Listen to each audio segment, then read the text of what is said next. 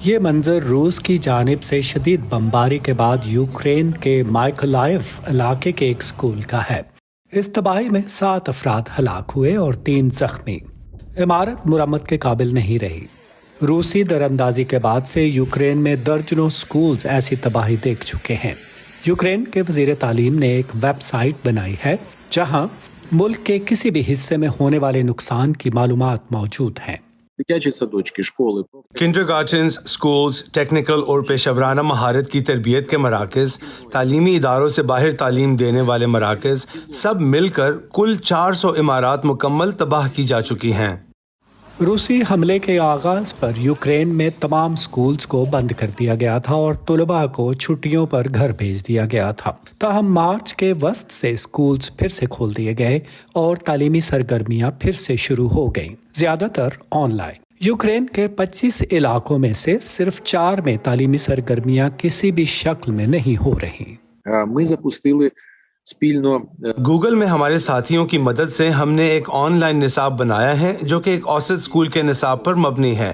اگر استاد نہیں ہیں تو بھی، اگر کلاس روم میں جانا ممکن نہیں تو بھی بچے اس قابل ہوں گے کہ وہ تعلیمی عمل کا حصہ بن سکیں۔ نجی تعلیم کے پلیٹ فارمز بھی پھر سے کھل گئے ہیں۔ کئی نے طلباء کو اپنے تربیتی مواد تک مفت رسائی دے دی ہے۔ طلباء کی بہت بڑی تعداد ہے اور میں سمجھتی ہوں کہ ہمارا بنیادی مقصد بچوں کی توجہ بٹانا اور انہیں نئی معلومات دینا ہے تاکہ وہ اپنے وقت کا مفید استعمال کر سکیں۔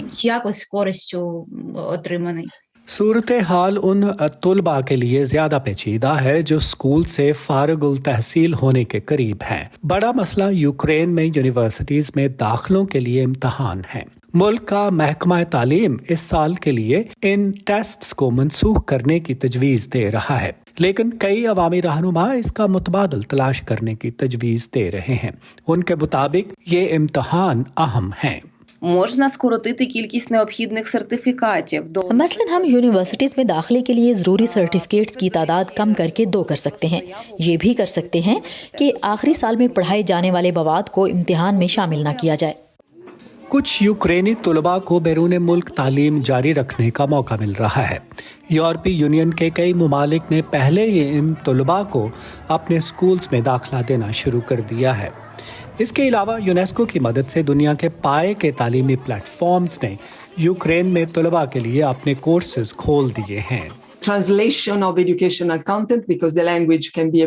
تعلیمی مواد کا ترجمہ فراہم کرنا، کیونکہ زبان سے شناسائی نہ ہونا دربدر ہو جانے والے ان بچوں کے لیے ایک رکاوٹ بن سکتی ہے۔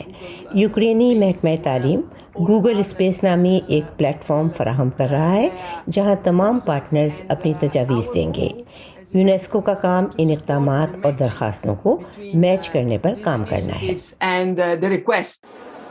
یوکرین کے محکمہ خارجہ نے وعدہ کیا ہے کہ کسی بھی طالب علم کو اگلی کلاس میں جانے سے نہیں روکا جائے گا، خاص طور سے ان ٹین ایجرز کو جنہوں نے اس سال گریجویٹ ہونا تھا۔ لازیہ بیکلٹس کے ساتھ ندیم یعقوب، وائس آف امریکہ۔